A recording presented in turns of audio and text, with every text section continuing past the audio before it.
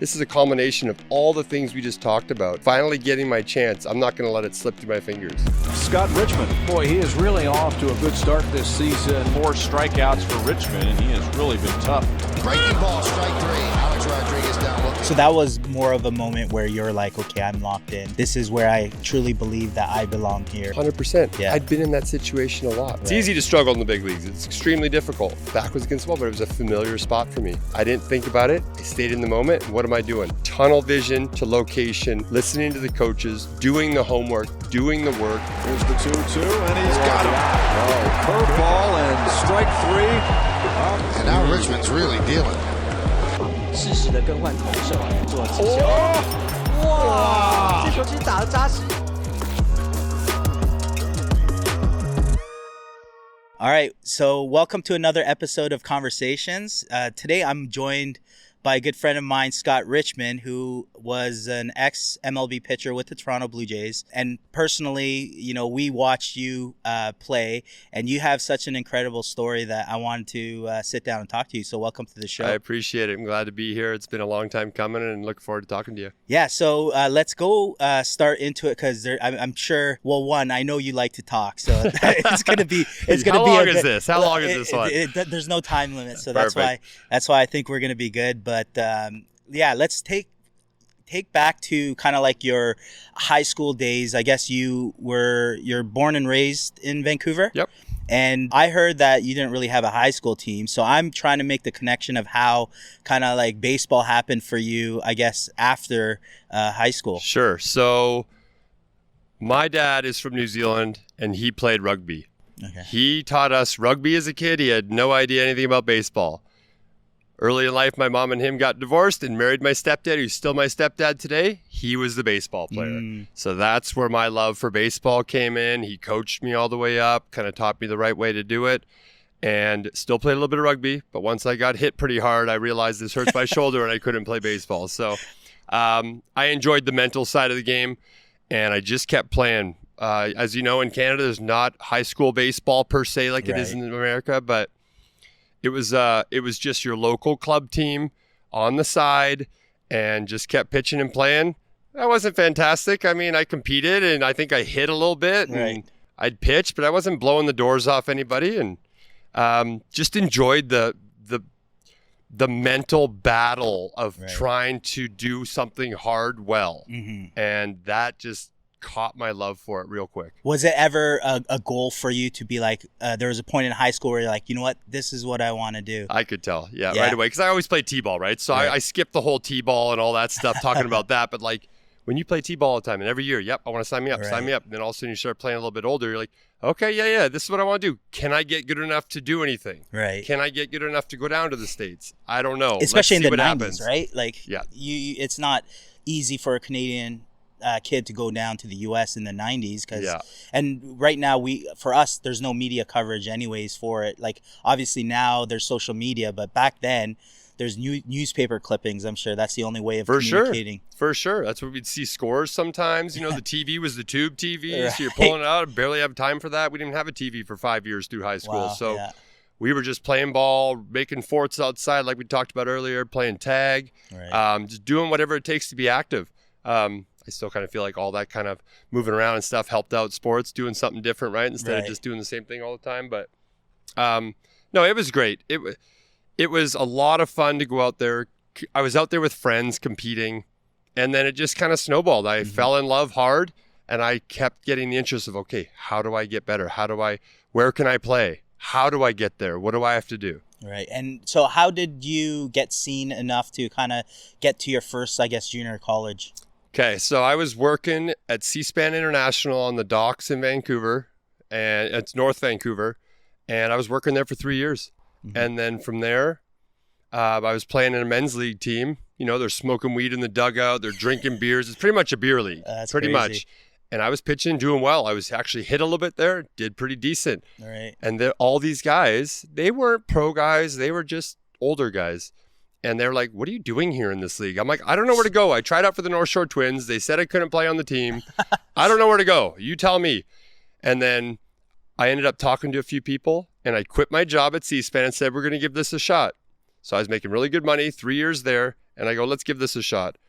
I go to Douglas College and walk on, get a semester of baseball there and a semester of school so that I could go to Moose Jaw, Saskatchewan and play in the WNBL. Yeah. And then from there, the coach there knew a coach in the States, and that's how I got down. So that was what was your first school when you went? Missouri Valley College was the connection the head coach at Moose Jaw Millers had to America. Yeah. So it was Missouri Valley College. And from there, I did fine. Wasn't a superstar. I mean, it wasn't 12-1 with a 2. I competed through strikes, listened well, coachable, a lot of those things. Didn't show emotion on the mound, mentally strong. Also I'm a little bit older, right? A little bit older. I've worked for 3 years already. And then from there, I was about to go back my second year. I'm realizing, okay, NAIA ball, there's better baseball than this. So I'm keep trying to climb. So my coach called me 2 weeks before I'm going back to Missouri Valley for my second year. He goes, I'm going to a junior college and I want you to come with me. In my head, I go, that's only a 2-year school. I could possibly go D1 after this. Yes. Oh, really? So right away, because after that first year in the States, I started realizing the hierarchy of all these teams. Right. So you ended up following your coach at that time that ended up getting you to, is it Bossier Parish? Yep, Bossier Parish in Shreveport, Louisiana. Okay. Yep. Nice. So went there, did well, and every school in Louisiana contacted me to go to their school except for LSU and Tulane. So a lot of good schools. And then a couple others, Arkansas, Little Rock, and then Oklahoma State called. Oh, interesting. At that time, Texas was ranked number 1. Max Scherzer was at Mizzou. Drew Stubbs was at Texas. And Alex Gordon was at Nebraska. There was a lot of top 20 teams in the Big 12. So I was like, we're going there. I want to go there. I want to challenge myself and go. I could have easily gone to a smaller school, maybe had better numbers. I'm like, we got to keep climbing. Right. I might go there and not pitch on the weekends. I might not be that great. I might be a reliever there. Right. But I want to challenge myself. So it was a big Division I goal, and at this time you were probably 2021, was it? Yep. And so what got you to kind of like that Oklahoma State? Because it's one thing to say, oh, I want to go there. Sure. But Oklahoma State's a pretty big time school, especially in the late 90s, early 2000s. Oklahoma State was kind of like known in the Big 12, and they have rich baseball history. Yep. How did you end up, I guess, manifesting that into reality? Yeah. Tunnel vision of what I wanted. You got to visualize it. I used to do a lot of affirmations, what I want to do, things I want to achieve. And then I put the work ethic in. Obviously, the opportunity has to come. I have to take advantage of certain situations. But when they do arise, I'm prepared for it because I've already been, like you said, manifesting this, leading up to it. So when that time comes, I've already been preparing this for a long time. I'm not nervous. Here we go. Right. And I didn't know when the scouts came to any games that I was at. I just treated every game like this is a huge game. I got to pitch really well in this game. Right. So Oklahoma State, what was, I guess, your memory of that, I guess, 2 years that you were there? What was kind of like that core memory of that development period? So the first part of being there was pretty instrumental because Tom Holliday recruited me there. Okay. Who's Matt's dad, and Josh Holliday, who's now the head coach there's brother. Okay. Yeah. Or son, excuse me. Tom Holliday recruited me. As soon as I went there, Tom Holliday got the Texas pitching coach job, and Frank Anderson from Texas came over to be the manager of Oklahoma State. So I get there. This guy has no idea who I am and goes, all right, guys, I don't know who you are. Show me what you got. So that gave me a clean slate with a new coach for everybody on the team to go, come in and show me what you got, and that'll earn your spot on the stuff. So there's no like hierarchy. Well, I owed it to this guy. I just got a clean slate, and I just jumped on it. So do you think that actually helped you in your situation where it was like even keel? Yep. I need to be on it. I'm already behind the 8 ball being Canadian. I'm already behind the 8 ball being older. Right. I needed to be just give me a clean slate, let the best ones pitch. So during your time at Oklahoma State, what was kind of like a core memory, I guess, from a baseball standpoint? Sure. So I'd never played on a pro field before that. So at Oklahoma State, we played in something called Bedlam. Okay. So it's where you play OU and you do 2 games Friday, Saturday at Tulsa. Or excuse me, one game at Tulsa on Friday and Saturdays, Sundays at Bricktown in Oklahoma City. Okay. So it's kind of like you showcase the biggest all over the state, the two biggest cities, because our cities are Norman and Stillwater. So you're kind of playing off different pro stadiums outside of your school. Mm-hmm. So Friday night, I end up closing that game, got the W. Right. My first time playing in Bedlam, and then come back Saturday and close out that game and get the win again. Mm-hmm. So I got 2 wins in my first Bedlam series, and we ended up beating them, so they give you a trophy or whatever the case may be. But that was pretty intense. It was a packed AAA ballpark in Bricktown, and I really felt like I belonged at that point, and I was doing it right. So that was a big step up for me. Right. So you fast forward to kind of like right before, I guess, you left Oklahoma State. What was kind of like the mentality? Is it something I'm still wanting to play baseball, or is it kind of like after baseball here in college is done, I'm thinking of my next job or a future career, or was Sure. it no, I'm going on to the next regardless if the draft calls or not? Because I'm sure at that time you're a senior. Were you a senior at that time? Yeah, so I was junior and senior there. Right. Okay. So you were looking, I guess, to get signed professionally. 100%. Yeah. And I had plenty of interest. Right. I was pitching on the weekends. I was either starting Sundays and closing Fridays or vice versa. Well, you're 6'5", Oklahoma Yeah. State, so Yeah. you're gonna get eyes on you for sure. Right. Yeah. So they were speaking to me, and they knew I was older. So a lot of the scouts said, "Hey, are you here to sign to play pro ball?" I'm like, "Yes, I'm not here. I want to go to play pro ball. Give it a shot." So they were talking to me in the 5th through 10th round, Right. my junior year. Back then, the draft was just done on the computer a little bit. It was on the computer, or I forget. Yeah. what It's was. But it was like done- it was just like 25 rounds or something, or 50 rounds. I was forever, and you're just listening for your name. Right. Right. So they said 5th through 10th round. So I listened to the first day. I think it goes 20 rounds or 15 rounds. And I didn't hear my name. I was like, ooh, I must have slipped. I don't know what happened here. Pretty excited.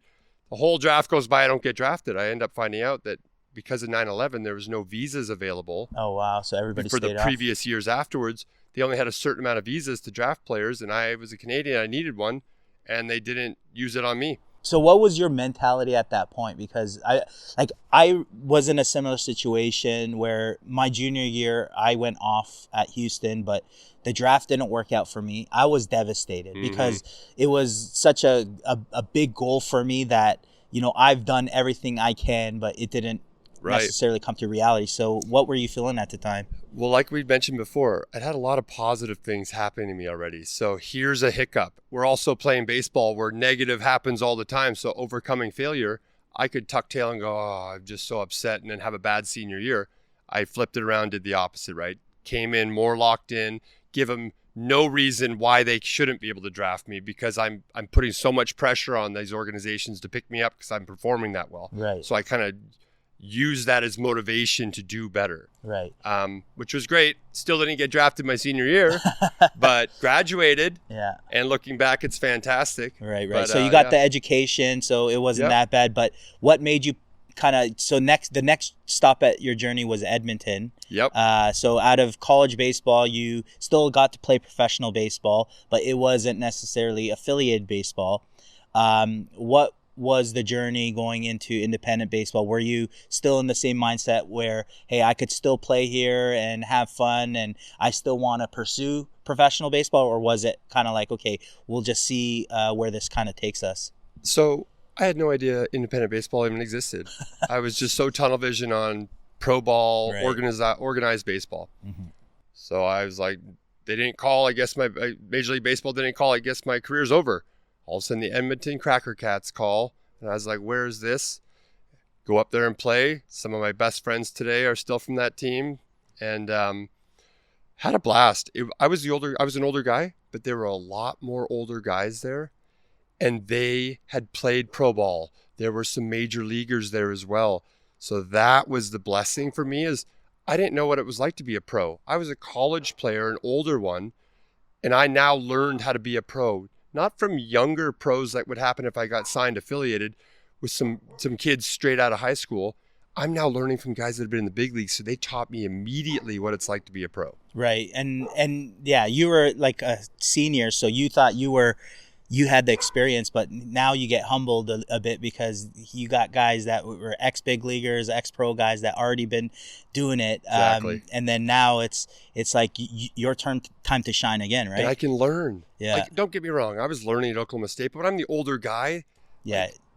I want older. You get better by Right. playing with people better than you, right? sure. And older than you. And like you learn from their mistakes and they teach you things. So going to Edmonton was a blessing. Right. They really taught me. And then before this, we were talking about how independent baseball is underrated in general because it could be, like you mentioned it before, it's not necessarily all about the development. It's starting to, okay, you got to win. People are out there to win. This organization's here to play baseball. So it doesn't really matter about, I guess, the individual development. They're not necessarily focused on development like affiliated baseball, where they're trying to kind of grow you and then produce you into a major leaguer. Independent baseball is you got the veterans, you're here to win. It's still considered professional baseball, right? Yep. So what was it like, I guess, the independent side of things, I guess, going into professional baseball now, or I guess affiliated baseball with the Toronto Blue Jays? Yeah, no, it was a lot of fun. You know,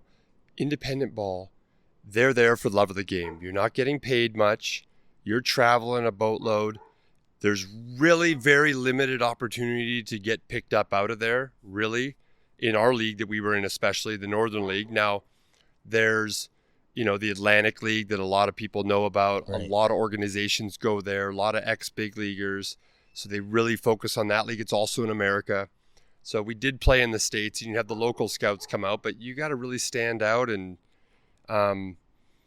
I just learned how to be a pro in Edmonton, Right. from vets, Right. which was before great. you were in affiliated Before I was in baseball. affiliated, because I Right. did 3 years at Edmonton. Right. And how old are you at this time? So in Edmonton, I was 25. 25. My 24, turning 25, and then my last year there, I was 20, turning 27. So this I guess this is where it starts getting exciting because you're a 27-year-old prospect, I guess. Prospect? No, I'm far from a prospect. My parents are going, how much longer are you doing this for Right. $600 a month? Right, You're 27. Are we moving on, or what are we doing? So, but the pressure of family, Yeah, too. for sure. Absolutely. Because now you have to be, like, from a family perspective, it's like, okay, are you starting to think about what you're going to do in Sure. life now? Sure. Did that ever Oh, yeah. cross your Always mind? in the back of your mind, right? Yeah. You have lots of things going on. Okay, my friends are doing this. They're going down that road. Should I get out of this and go back home and do that? Right. You know, or should I stay focused and give it one more shot? So my big thing in Edmonton was I was relieving my first 2 years. Right. I called them and said, if I'm coming back my third year, this is my final year. You know, if I'm coming back, I've got to start. Right. I don't throw 95. I'm not a closer. This is how you get out of independent ball. I'm starting to learn how everything's done. So from there, I come back and start. They end up doing a 4-man rotation.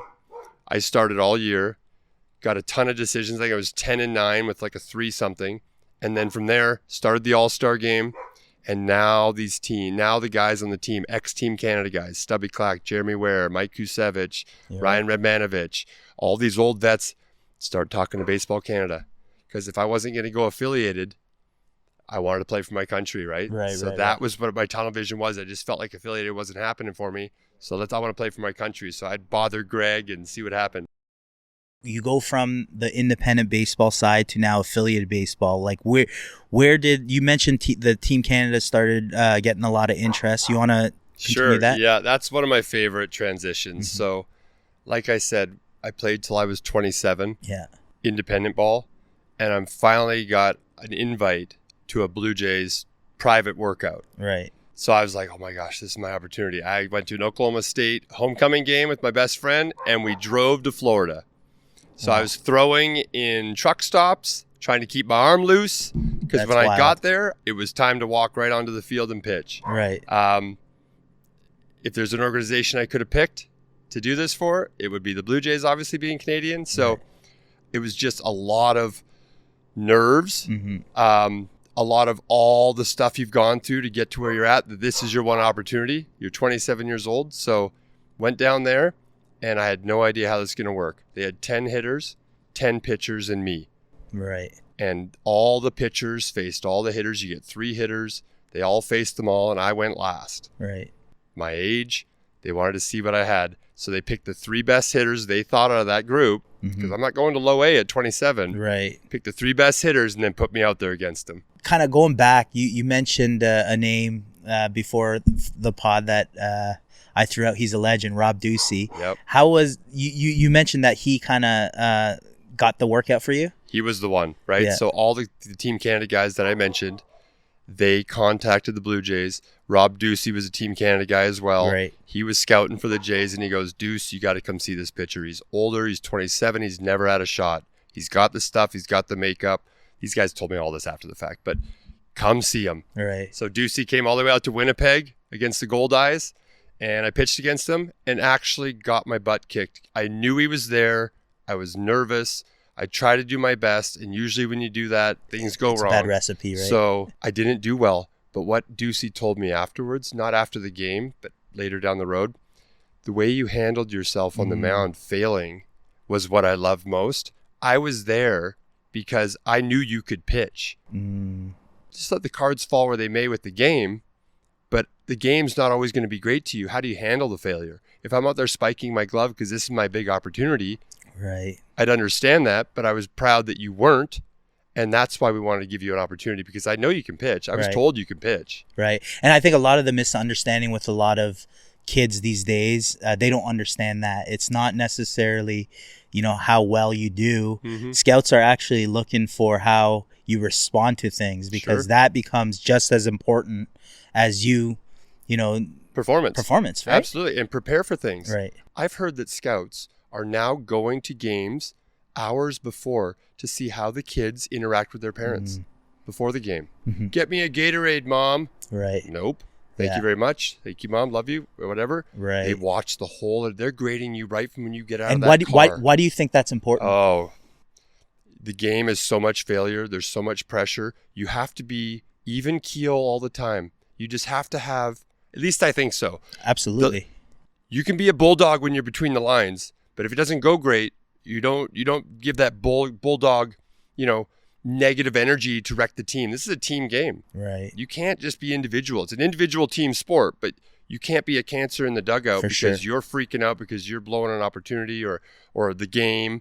You're now the loudest cheerleader when you're out of the game if you didn't pitch well that day. Right. So after Ducey said that, I guess it reassured you a bit? It just, like you said, reassured me to know that I'm doing it right. Right. I always teach the kids that I coach now, if there wasn't a scoreboard, I don't want anybody, I shouldn't be able to tell if you're winning 10-0 or losing 10-0 by your body language on the mound. Right.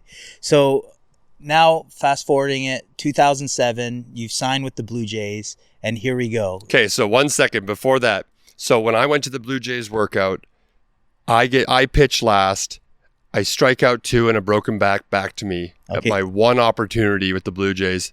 And I go, okay, that was pretty good. Let's see what they say. So I get called in first in the off. Alex Anthopoulos is there, Major League pitching coach. It was a pretty private workout. All the big brass was there. Right. And they called me in and go, well, take the old guy first. Verbatim what they said to me. I was like, I guess that's me. Pulled me in and they go, tell me your story. How'd you get here? Right. Told him, the whole through Moose Jaw, down through Bossier and Oklahoma State, not getting a visa, independent ball. Here we are. He's crazy. Like, wow. Okay. Yeah. I'm like, so I'm trying to sell myself. Right. I got a young arm. I haven't pitched a lot of innings. I'm willing to learn. I really haven't had a solid pitching coach quite yet. I'm a sponge, right? Like, I want to learn. I want to get better. Right. And one thing my dad always says to you, you can't coach height. You have it. You're a pitcher. Right. They'll work with you. Yeah. And I reiterated that, and they go, you know what? We'll give you a spring training invite. Yeah. So from there, best time ever.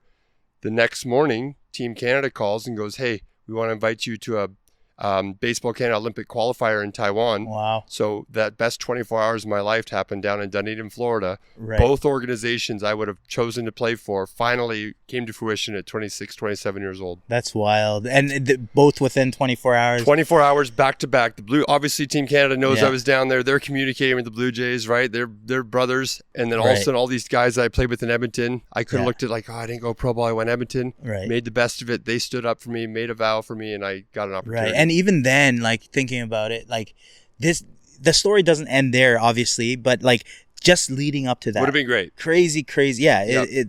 crazy amount of adversity. Most people would have quit by then because they're already looking for their next job outside of baseball. They're saying, what do I want to do, in life, pretty much. But here you are, you're accomplishing the goals that you've set, way years before. Of course. And slower than a lot of people. A lot slower than a lot of people.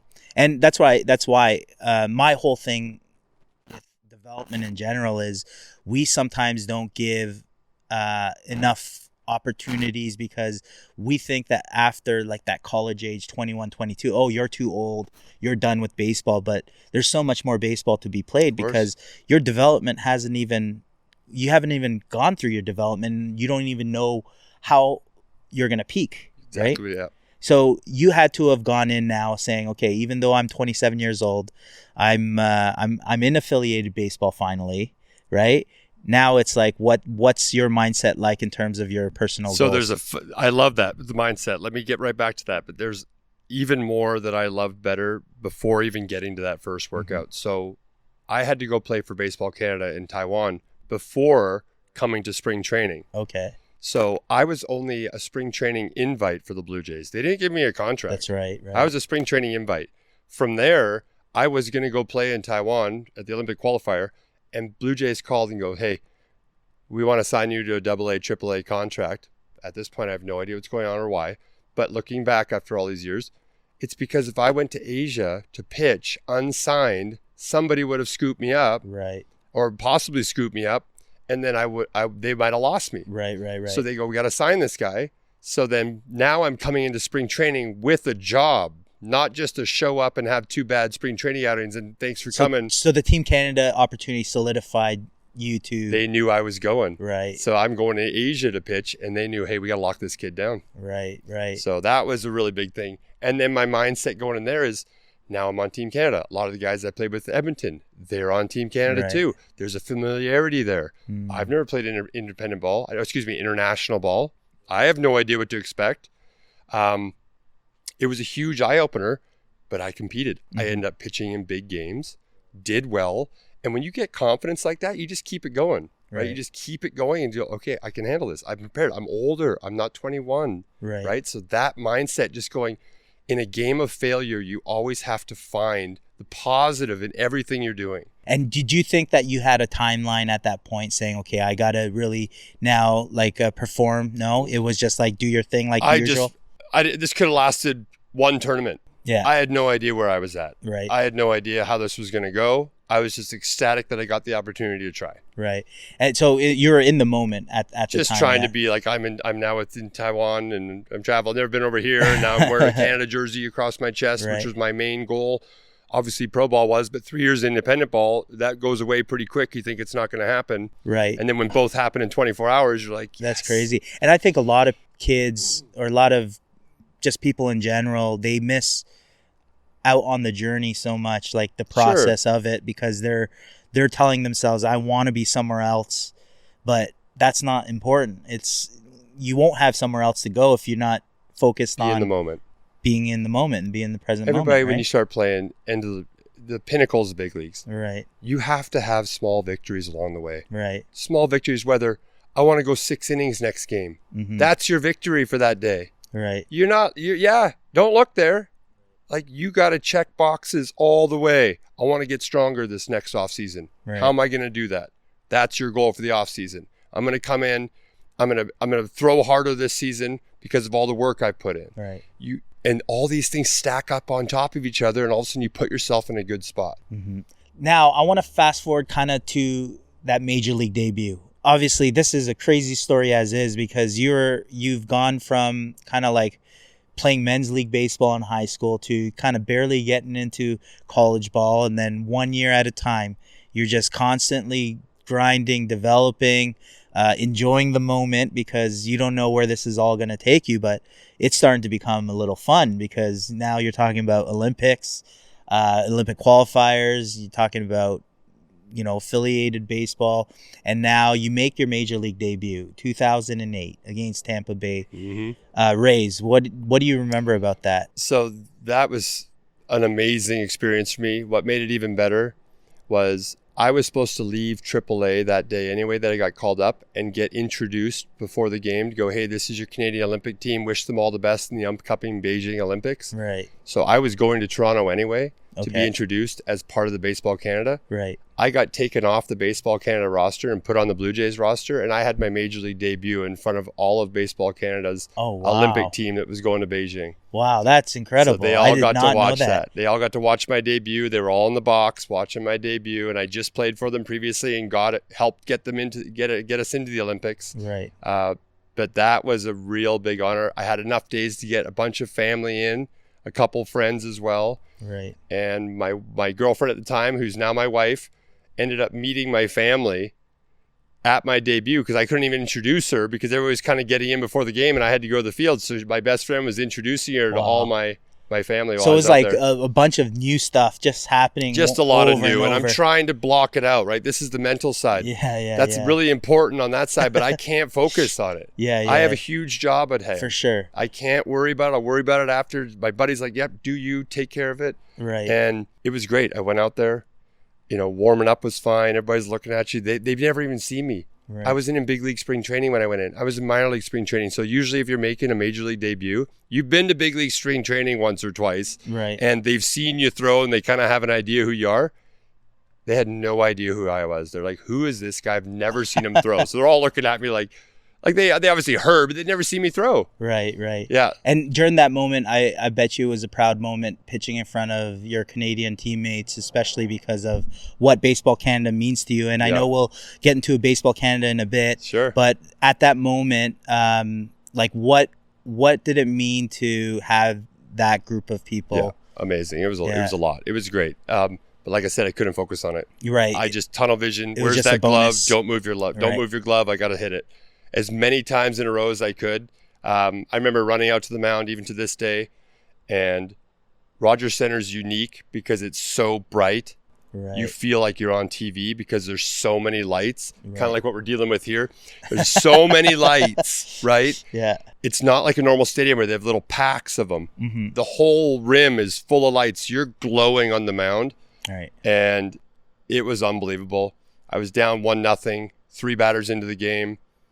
Evan Longoria was my first strikeout. Oh, nice. Went 5 1/3 against the team that went to the World Series that year, Right. and kept our team in it. So at that moment, that was your first big league start. Yep. And was it at that moment you were like, I know I belong. I know I belong, and this is what I want to do now. Oh yeah, it was definitely what I knew what I Yeah. wanted to do. I didn't know if I belonged.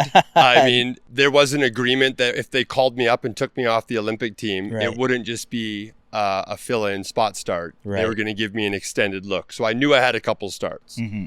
So I could make adjustments, learn how to watch the video. I have no idea what's happening, right? Like I was in independent ball 6 months earlier. And now, and in independent ball in Edmonton, guess what games are on TV every day? The Blue Jays. Blue Jays, yeah, it's so always, I'm yeah. watching. I know every single player on the team. Not one of them knows who I am. Right. So I was just like, seen, not heard. No problem. I'll be quiet. I'm an older guy. I can handle that side of it. Right. I'm there to learn. You're the veteran rookie, though. Totally. Yeah. Totally. So what was it like? I guess being in that role. Who are your guys that rookie The young season? guys. So I was the older guy, but obviously young guy. I came up with the young guys. Ricky Romero, Right. Jesse Litch, Adam Lind, Travis Snyder when he came Right, up, yeah. right? Zepchinski after a few years. Obviously, I warmed up with Scott Downs and Sean Camp and BJ Ryan. And, Doc was always there. He's, the superstar, right? So, like, Right. we're not walking down the street together all the time, but he was very cordial, super nice to talk to. AJ Burnett was fun and loud. He grew up in the big leagues, right? 18 all the way through, winning World Series. So a lot of good veteran leadership. It was fun. What was Doc like? I know. There's some interesting stories with Doc, but he's to himself a lot. But what was it like being around? I guess the great Hall of Famer. Right, a guy that doesn't throw 97 Yeah. has to pitch. Had failure in his career, overcame it, and now became a superstar. Right, so he Right. understood what it was like to fail and then revamp himself. Mm-hmm. As a right-handed pitcher from Canada, he was my guy. it was Nolan Ryan and Roy Halladay, right? Like these, and now he's pitching he's the ace, and I'm the 5 guy, so he's following me, right? That's like, right. So I'm trying to learn on what he's doing. I don't have half of his pitches, but I'm trying to see what he's trying to do out there, and he's just a doctor. He's a surgeon on the mound. He's just so focused on what he's doing and his preparation. Right. That's behind the scenes. What you don't see is the preparation he puts in. It's not a fluke he's doing that. He's reading swings from weeks ago, the previous week that this batter was facing somebody else that's similar to Doc, and making those pitches extremely difficult for them to hit, as well as locating extremely well. Right. Would you say that's, I guess, the difference maker from what you would signify as the greats, and kind of like the average major league players is their preparation, their mindset towards preparing for that? Sure. Yeah. It has a huge part to do it. If you're in the big leagues, you have a lot of raw ability. Like, absolutely. You've had to work hard to get there. Some naturally just God-given, here you go, throw hard and just ride the train all the way to the top, right? Then there's the guys that have to work their tail off to even be the last player on that bench. Right. And then there's Roy Halladay, revamped himself, got him back up, but then he's just got that tunnel vision to be really, really great. So his preparation on top of that ability set him apart. When you're playing baseball every day, and you have video work, weight room work, pitchers meetings, all these meetings, some guys go through the motions. This is every day, right? Yes. Some guys go through the motions, or you're tired that day, or you're hungover because you're not pitching the next day, or whatever the case may be. Tunnel vision all the time gets you to be great, not just good. Right. No, I love that, because I feel like that's the separator in general, not only in baseball, but we're talking, if you look at those that are successful, even in life, whatever it could be financially, it could be in different ways, but that's family. Family, they never take time off because they prioritize the things that they need to know, because it's not like it's going to last forever. And I think that goes back to staying in the moment, enjoying the process. You don't know how long you're going to be here, right? So all that, I love it, because it's obviously the message that we want to kind of bring out on this podcast. But I want to go to now that second year. You logged 150 innings or so with the Jays that second year. So you solidified that rotational spot. And specifically, you had a phenomenal April. You won Pitcher of the Month, April 2009. Yep. Walk us through that moment. Yeah, breaking camp with the Blue Jays in 2009, it was great because I didn't walk a lot of people the year before, and I struck out almost a batter an inning. So they're like, okay, throw strikes. That's what they want to see. You're competitive in the zone. You're not walking people. Right. We can work with that. So I came in trying to battle for the 4th and 5th spot. Ricky Romero, me, I think Robbie Ray, if you remember that. That name. There's a few other guys that were up and down AAA guys. That were McGowan, I think, was still out there trying to do that, but he might have got injured again. He kind of had some injury-prone stuff. But when you make the 5th spot, you're pretty happy about it, but the organization's like, okay, if this slips a little bit, who's next, right? Because I'm only got a couple months experience the year before, so they have to have their backup plan. So coming out of the gates, going 4-0, really settled down everybody and settled myself down. Now I know I can do it. Now I know I've got what it takes to stick and do this properly and compete. And most importantly, give my team a chance to win. Every time I go out there, I'm not a liability. So that was more of a moment where you're like, okay, I'm locked in. This is where I truly believe that I belong here. And I'm a lot more comfortable at this point than obviously the rookie season. 100%. Yeah. I'd been in that situation a lot. Right. So when the Jays signed me, every single start I make, if I have 2 or 3 bad in a row, what are they going to do? Oh, thanks. You're the old independent guy. Thanks for coming out. We're going to go with the AA stud. We're going to bring him up. Thanks for coming out. Last paycheck will be sent to you in the mail. Right. So my back was against the wall. I had no contract. My back was against the wall the whole time. So when all of a sudden I come out as a 5th starter, I'm excited in 2009. But I know if I struggle, I could be down right away. And it's easy to struggle in the big leagues. It's extremely difficult. Yeah. So back was against the wall, but it was a familiar spot for me. I didn't think about it. I stayed in the moment. And what am I doing? Tunnel vision to location, listening to the coaches, doing the homework, doing the work. This is a culmination of all the things we just talked about. Finally getting my chance. I'm not going to let it slip through my fingers. Right. So what's the most memorable experience as a big league pitcher where it's like, wow, this is the highlight of my career? Well, performance-wise, it would be a game in Philadelphia on Sunday Night Baseball, facing the left-hand heavy Philadelphia Phillies. Right. I was a righty with good That's breaking right, stuff, yeah. but not a good changeup. So when you're facing all lefties, you can't miss that often. Right. And went 8 innings and struck out 11, and only gave up 1 run, solo home run to Jason Worth. 0-2 on a pitch that we said we could execute in our pregame meeting, Right. high and outside, and he tomahawked it oppo. Still remember that. That's to a this hefty day. lineup too, right? Yeah. Yep. Ryan Howard. Yeah, Chase Ryan Utley. Howard. Yeah, Utley. Yeah, Shane Victorino. You had Jimmy Rollins. Rollins. Jeez. Greg Dobbs came off the bench. Dobbs could hit. He was with Seattle for a bit. I remember good lefty stick. Yep, they pounded the whole lineup lefties. That's what I'd see a lot because they knew I didn't have a good changeup, so they took away my breaking ball by loading it lefty. So I had to really, and it was on Sunday Night Baseball as a spot start for Doc. So Doc was supposed to start that game. Supposed to start, because here's the thing: as the 5th starter in the big leagues, not a lot of people know this. The 5th starter in the big leagues, the ace is getting his start every 5 days. Right. If there's an off day, a rain out, anything, you are now skipped. Right. You go to the bullpen, and now you are the long guy. Okay. That could be, there might be 2 off days in that week where now you're the long guy for 2 weeks. Right. So in the minor leagues, they're babying your arm. You're going every 5 days. They're making sure you're lining up. Okay, your starts are lining up with who you might replace up there. They're babying your arm. You're on a routine. You get to the big leagues, your arm's doing this the whole time because you're just trying to be filler helper. And you're now low end on the totem pole. So now when you come out after 2 weeks of not pitching or maybe just throwing an inning in a blowout game, now it's like back on the mound. Here we go. I need 7 out of you. Right. But it was nice when having Doc behind you. If you go 5, you can unload the bullpen because Doc's going 8. Right. At least. Yeah, exactly. So no, that's rad. That I don't think a lot of people know that everything is catered to that ace, top right? of the rotation. Yeah, 100%. It makes sense though. Yep, makes total sense. If they're the ones kind of like that the team's betting on, to be their ace, you they have pay to. them. Right, exactly, and you don't want to necessarily ruin their schedule in terms of their flow and their workouts, right? Absolutely. So let's go on to Baseball Canada because I feel like that was kind of like the blessing in disguise. And maybe why you have so much love for Baseball Canada, because I think that's where we kind of met through mutual friends. Yep. You are always a supporter of the Apple Taco brand, which I appreciate. You rocking our clothes and stuff like that.